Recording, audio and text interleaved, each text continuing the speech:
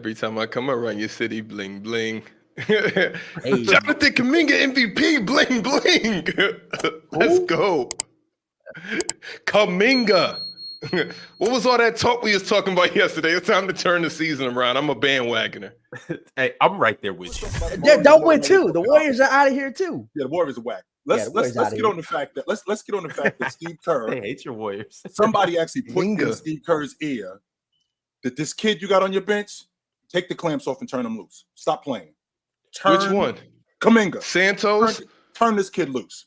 Which one? Which one did he turn? All the young studs? Hey, Klay, listen, man. If you're going to have this coming to whatever moment and you're going to take a back seat and just be a decoy, let's go. I like that.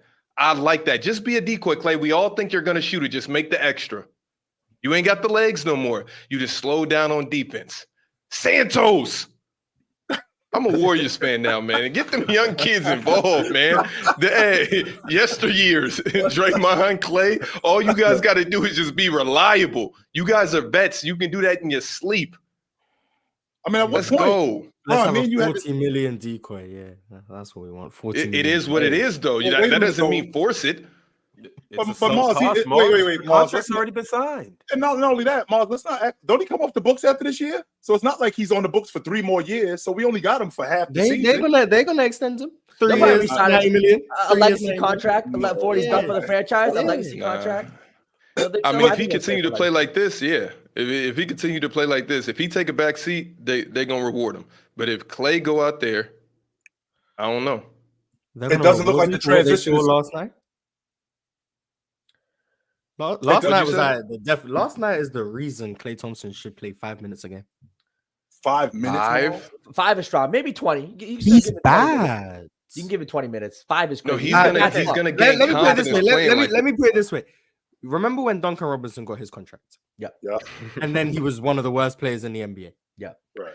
That's Klay Thompson right now for double the money. Man, I mean, I'm not mad at that. No, that's not true. That's not true. Yo, the boogeyman, the perception of what Klay can do on any given night is going to go a long way. And he's not going to play like this the entire year. All he has to do is go out there and let the game come to him. That is it. We don't need you forcing nothing, Klay. We don't need any ill-advised shots. And you got to sit on the bench. You probably should come off the bench just so you can sit back, see the flow of the game, see who to try and who not to try, because you starting, that's obviously not it. But you coming off the bench, now you're Ginobili. But Shaq, the problem with that is that if you see Klay's body language, Klay really think that he still got the goods. He thinks he's in a slump right now and he can shoot himself out of this if you just played him more, if you allowed him to just rock a little bit more. That's what you're saying in the post game? No, I was gonna say post-game interview. I think he has a realization that he's not that guy anymore. That's what I was getting to. On the one hand, this is what he looks like. He thinks in his head that he can still do what he used to be able to do. But it looks like he's coming to the realization that now I'm not what I used to be. I'm not that. But if you give me an opportunity, maybe I can still do it. But when you got young guys, Kuminga, Jackson, Pods, when you got young guys, what is the normal process?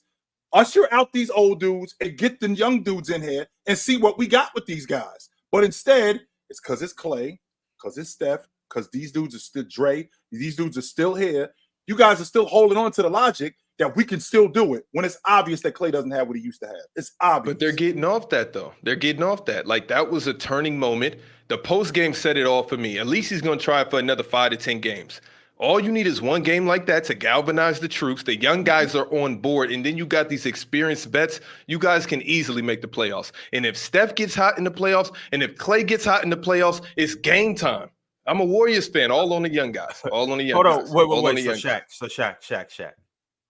Ron, don't get sucked into this. Don't get sucked into this, Ron.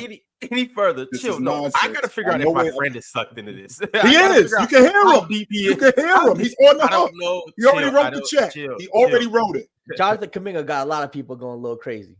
Kuminga got a lot. It was because of you though yesterday, Chill. When you asked me and Ron that question, if they could turn this around, and I got to thinking, I was like, man, probably not. Then I wake up this morning, pull up the NBA app. I'm over here. So I'm waking up at 6 a.m. It's still 11 in New York. Right. I'm doing the scroll through. All right, let me go to Free Dawkins real fast. Let me go see what they was talking about. Let me go see these defensive rotations and how these young boys is out here moving. And then I see my homie Paz, and I'm like, yo, you get that 3 up to 40%, you already rebound your butt off. You could be real deal out here.